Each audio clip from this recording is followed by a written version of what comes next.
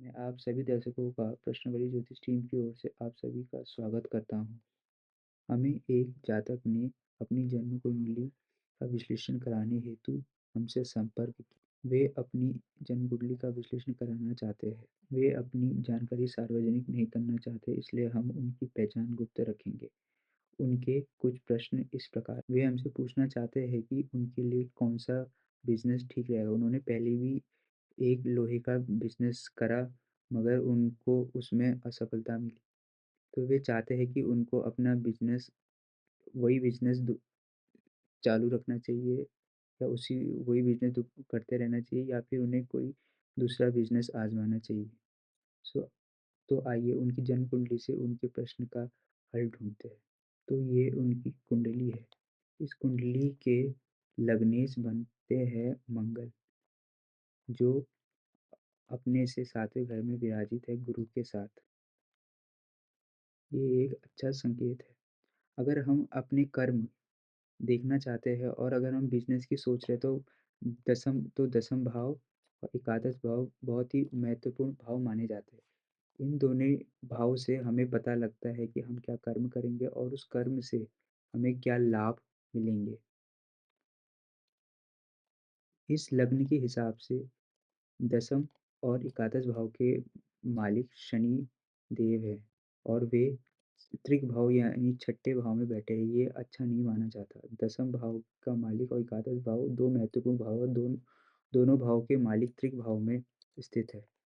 इसी कारण जब इन्होंने लोहे का बिजनेस करा, क्योंकि शनि इनके त्रिक भाव में स्थित है, इस कारण इनको काफ़ी नुकसान झेलना पड़ा। क्योंकि शनि त्रिक भाव में चले गए। छठे, आठवें और 12वें भाव को त्रिक भाव कहा जाता है, और ये यहाँ पे सामान्य तौर पर कोई भी ग्रह अपने अच्छे फल नहीं देते। और बिजनेस के लिए एक और घर बहुत ही महत्वपूर्ण है, वो है दूसरा भाव। ये धन भाव भी कहा जाता है। धन भाव के स्वामी यहाँ शुक्र महाराज बनते हैं, जो चौथे भाव यानी सुख भाव में बैठे हैं, और वे अपनी सातवीं दृष्टि से दसम भाव को देख रहे हैं। ये एक अच्छा संकेत है। तो जैसे कि इन्होंने हमसे पूछा था कि इन्हें कौन सा बिजनेस आरंभ करना चाहिए, तो हमारा ये सजेशन है कि वे शुक्र से जुड़े हुए बिजनेस करिए।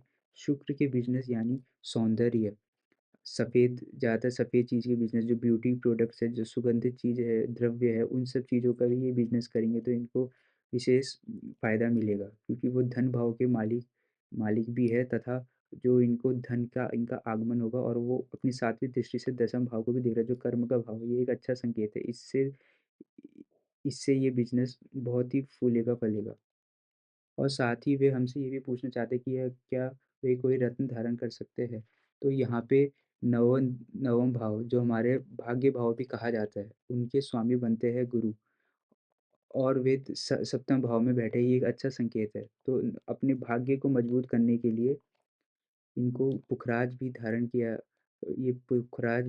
कर सकते हैं। ये इनके लिए काफ़ी लाभदायक होगा।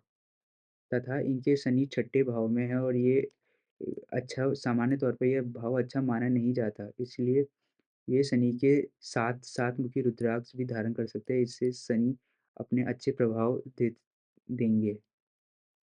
तथा इनके तीसरे भाव में चंद्रमा और राहु का ग्रहण दोष है। इसी कारण इनको काफ़ी मानसिक वेदना सहनी पड़ी, क्योंकि राहु और चंद्र से ग्रहण दोष बनता है, और चंद्रमा हमारे मन के कारक है। इसने इनके मन को काफ़ी काफ़ी कष्ट पहुँचाया। ये उस समय जब इन्होंने अपना बिज़नेस स्टार्ट किया था, ये उस समय काफ़ी तनाव में थे। तो अपने चंद्र को बलि बनाने के लिए हमारा ये सजेशन है कि वे चंद्र का दान की कर उनको करना चाहिए हर पूर्णमासी। इससे उनके चंद्रमा बलित होंगे, और उनके मन भी मजबूत होगा। वे छोटी-छोटी बातों में टेंशन नहीं लेंगे। अगर आप भी अपनी कुंडली का विश्लेषण कराना चाहते हैं, तो दिए गए फॉर्म जो डिस्क्रिप्शन में है, उसे भर दीजिएगा। हम आपकी कुंडली का विश्लेषण करेंगे। अगर आपको ये वीडियो पसंद आई, तो आप लाइक और सब्सक्राइब ज़रूर कीजिएगा। धन्यवाद।